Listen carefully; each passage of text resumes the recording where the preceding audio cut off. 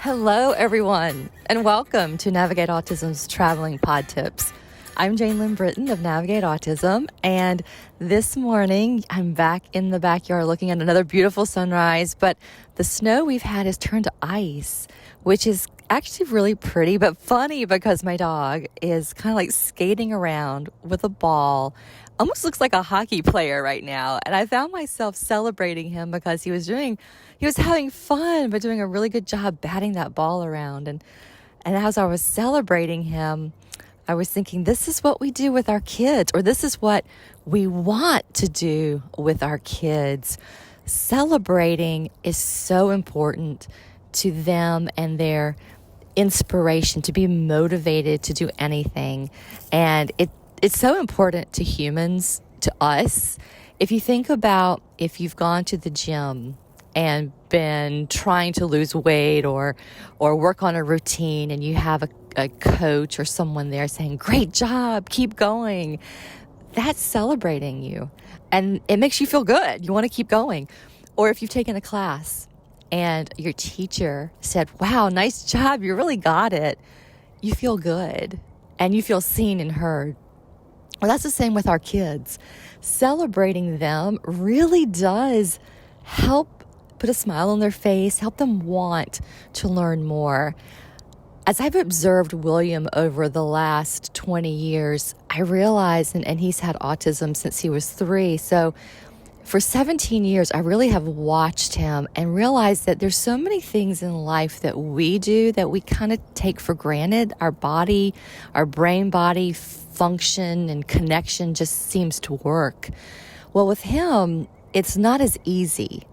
And there are things that he does every day that takes that little bit of extra effort, whether it's putting on his clothes or remembering to wash his hands or even picking up a pencil and trying to write something.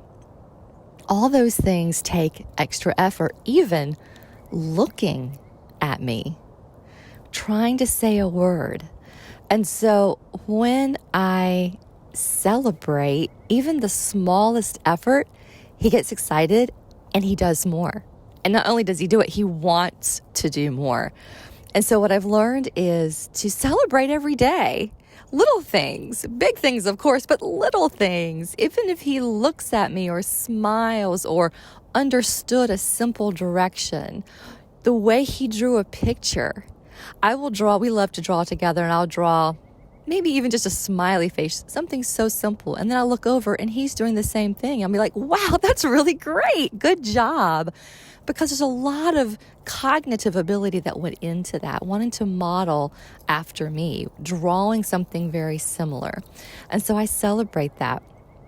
And then I notice when I do, he's looking, he's smiling, we're connected. And then I can say, oh, wait, you forgot to put hair on the top of the head.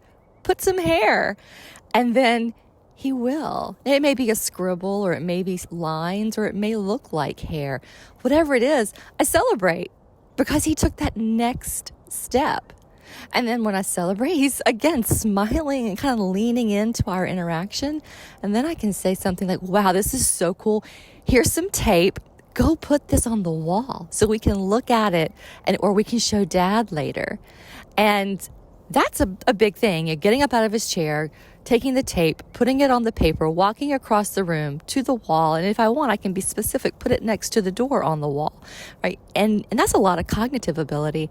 And when he does it, I jump up, yay, wow, great job. Now Dad can see it later. And I find that William's really proud of himself.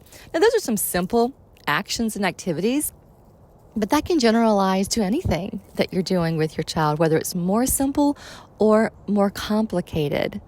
And the great thing is that through that celebration, we've created not only a good challenging environment, some additional skills perhaps, but a beautiful interaction and connection.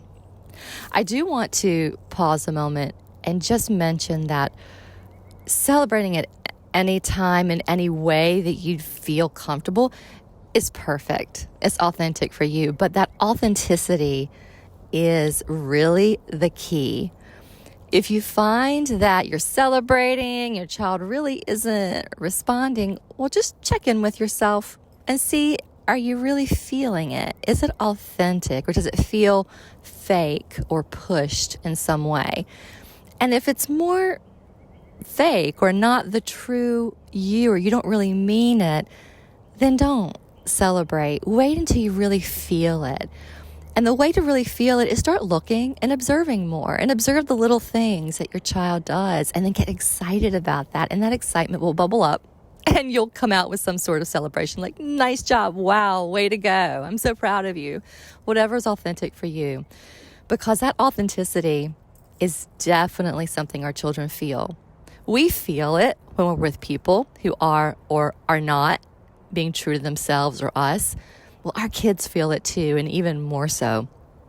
So when we can celebrate them in an authentic way, they really, really feel it. They feel seen, they feel heard, they feel like they've done something, and they are inspired to continue to do more.